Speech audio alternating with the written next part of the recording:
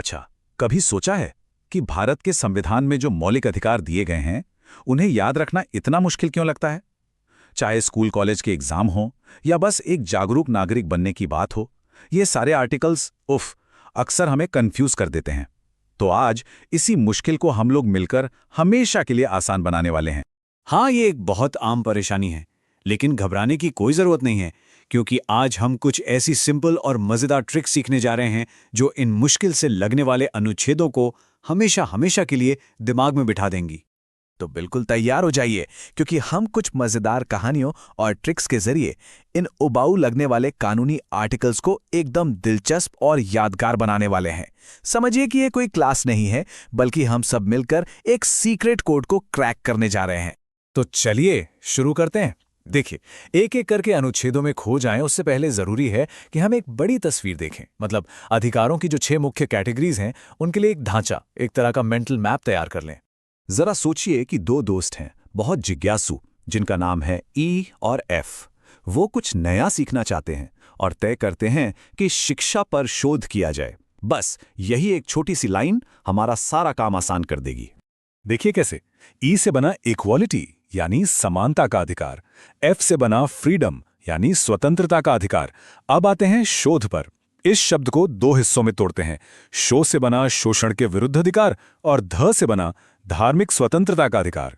और आखिर में शिक्षा से बन गया सांस्कृतिक और शैक्षिक अधिकार। देखा, इस छोटी सी कहानी ने हमें हमारे पहले 5 अधिकार बिल्कुल सही क्रम में याद करा दिए। और छठा, खैर वो तो इन सभी का रक्षक है। उस सुपर हीरो पर हम बहुत जल्द आएंगे। तो हमारा पहला अधिकार है समानता, जो अनुच्छेद 14 से लेकर 18 तक है। अब इन्हें याद रखने के लिए हमें किसी भारी भरकम किताब की जरूरत नहीं है, बस एक इंसान की तस्वीर अपने दिमाग में बनानी है। ये तो बहुत ही आसान है।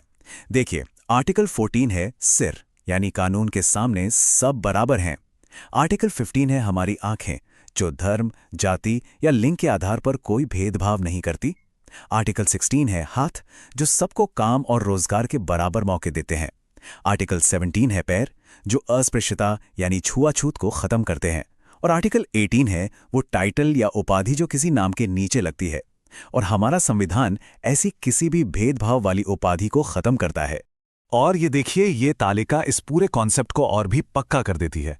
साफ साफ दिख रहा है कि कैसे सिर कानून के सामने बराबरी का प्रतीक है, आंखें बिना भेदभाव के देखने का, हाथ नौकरियों में समान अवसर का, पैर अस्पृश्यता के अंत का और टाइटल किसी भी विशेष उपाधि के अंत का। मतलब एक पूरा विजुअल नक्शा है जो दिमाग में एकदम बैठ जाएगा। चलिए अब आगे बढ़ते हैं और स्वतंत्रता और व्यक्तिगत आजादी से जुड़े सबसे जरूरी अधिकारों पर आते हैं। और हाँ, इन्हें याद रखने के लिए भी हमारे पास कुछ बहुत ही मजेदार और आसान ट्रिक्स हैं। आर्टिकल 19 को याद करना तो बच्चों का खेल है। भारत को स्वतंत्रता कब मिली थी? 1947 में। बस स्वतंत्रता यानी फ्रीडम के अधिकार के लिए 1947 का 19 याद रखिए।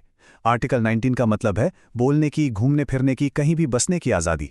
अब आर्टिकल 20, इसके लिए जरा T20 क्रिकेट मैच के बारे में सोचिए।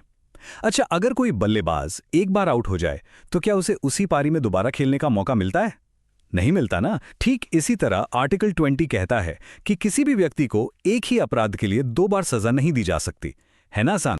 आर्टिकल 2122 तो एक कहानी की तरह है, बिल्कुल जुड़े हुए हैं। सोचिए कि कोई 21 साल की उम्र में अपनी जिंदगी को पूरी तरह से जीने का फैसला करता है। यह है आर्टिकल 21, जीवन का अधिकार। लेकिन भाई, जिंदगी है, कभी कभी गलतियां हो जाती हैं। तो अगले ही साल, मान लीजिए 22 की उम्र में, अगर उसे किसी गलती के लिए गिरफ्तार कर लिया जाता है, तो आर्टिकल 22 उसे मनमानी गिरफ्तारी के खिलाफ सुरक्षा देने के लिए मौजूद है। ठीक है, तो हमारे पास समानता, स्वतंत्रता और जीवन के ये सभी शानदार अधिकार हैं। लेकिन क्या होगा अगर कोई इन अधिकारों को हमसे छीनने की कोशिश करे? यहीं पर हमारा सबसे महत्वपूर्ण, सबसे ताकतवर अधिकार सामने आता है। ये है संवैधानिक उपचारों का अधिकार। आसान शब्दों में कहें तो ये वो अधिकार है जो आपको सीधे सुप्रीम कोर्ट जाने की ताकत देता है अगर आपके किसी भी मौलिक अधिकार का हनन होता है। ये एक तरह से बाकी सभी अधिकारों का अंगरक्षक या बॉडीगार्ड है। हमारे संविधान के निर्माता डॉक्टर B.R. अंबेडकर ने इस अधिकार को यूं ही संविधान का हृदय और आत्मा नहीं कहा था। उन्होंने ऐसा इसलिए कहा क्योंकि इस एक अधिकार के बिना बाकी सारे अधिकार सिर्फ कागज पर लिखे कुछ बेजान शब्द रह जाते। यही वो अधिकार है जो उनमें जान डालता है, उन्हें असली ताकत देता है। और इसे याद रखने का एक और बड़ा मजेदार तरीका है। एक इंसान के मुंह में कितने दांत होते हैं? 32, 32, जो उसे खाने, बोलने और उसकी रक्षा करने में मदद करते हैं। ठीक उसी तरह आर्टिकल 32 हमारे मौलिक अधिकारों का परम रक्षक है। लेकिन एक बहुत ही जरूरी बात याद रखनी चाहिए। राष्ट्रीय आपातकाल जैसी मुश्किल से मुश्किल परिस्थितियों में भी 2 अधिकार ऐसे हैं जिन्हें कभी नहीं छीना जा सकता। एक है आर्टिकल 20 यानी एक अपराध के लिए एक ही सजा, और दूसरा आर्टिकल 21 यानी जीवन का अधिकार। ये हमारे सबसे बुनियादी और अटूट अधिकार हैं। तो हमने देखा कि कैसे कुछ आसान कहानियों और मज़ेदार ट्रिक से हम अपने मौलिक अधिकारों को हमेशा के लिए याद रख सकते हैं।